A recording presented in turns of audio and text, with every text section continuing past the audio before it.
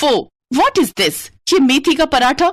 मुझे सैंडविच खाने का मन है, मुझे नहीं खाना ये मेथी का पराठा।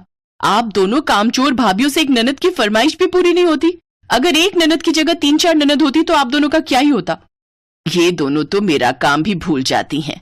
पता नहीं कौन सा पहाड़ तोड़ती हैं सारा दिन। जाओ, अब मेरी बेटी के लिए सैंडविच बना कर ले आओ।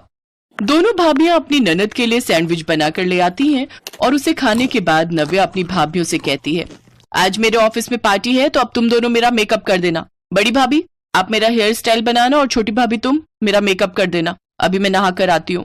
कुछ देर बाद नव्या तैयार होने लगती है तो दोनों भाभियां उसका मेकअप करती हैं। तभी छोटी भाभी नैना कहती है, दीदी आपका हाथ खाली है, मेरे पास बहुत सुंदर चूड़ियां रखी हैं, आप उन्हें पहन लीजिए।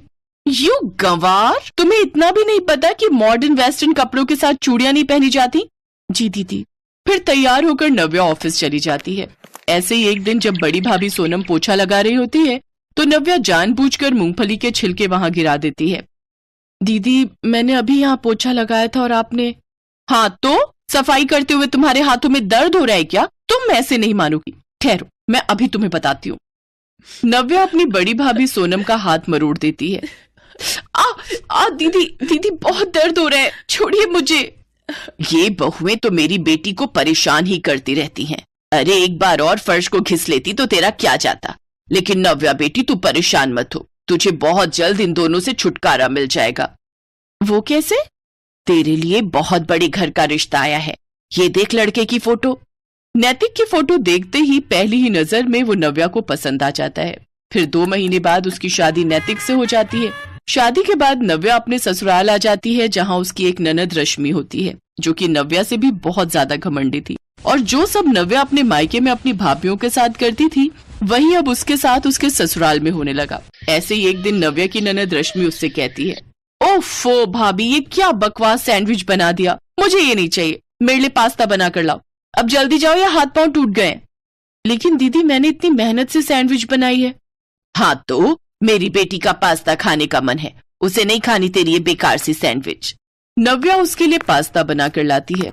कुछ देर बाद रश्मि का कॉफी पीने का मन होता है तो वो उसे कॉफी बनाने को कहती है। लेकिन जब रश्मि वो कॉफी पीती है तो उस कप को रश्मि जमीन पर फेंक देती है और चिल्लाते हुए कहती है, क्या घटिया कॉफी बनाई है आपने, अपने मायके से कुछ सीख कर नहीं आई हो क्या? चलो जाओ और अब मेरी सैंडल लेकर और मुझे पहनाओ, और हाँ उससे पहले यहाँ पोछा लगा दो। इसके बाद नव्या वो सब काम करती है लेकिन उसके साथ ही उसे मायके में अपनी भाभीयों के साथ अपना किया हुआ बर्ताव भी याद आ रहा था। अब वो घर का सारा काम अकेले ही करती, साथ ही अपनी ननद के सारे नखरे भी सहती। अब उसे अपने मायके की बहुत याद आने लगी। एक रोज, अरे तुम दोनों आओ आओ, वैसे आज यहाँ कैसे आना हुआ?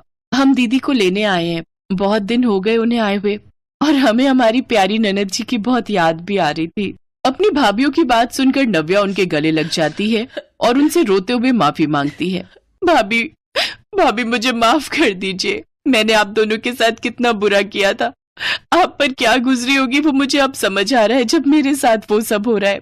मैं बहुत शर्मिंदा हूँ, मुझे माफ कर दीजिए। आपको अपनी गलती का एहसास हो गया, यही हमारे लिए काफी है दीदी। हाँ अब तो हम बस यही चाहते हैं कि आप अपने ससुराल में सबसे मिलजुल कर और खुशी खुशी रहें। उन सबकी बातें सुनकर रश्मि और उसकी माँ को भी अपनी गलती का एहसास होता है और वो भी नव्या से माफी मांगती है। इसके बाद नव्या अपनी भाभीयों के साथ कुछ दिन के लिए मायके आ जाती है जहाँ वो उनके साथ खुशी खुशी रहने लगती है।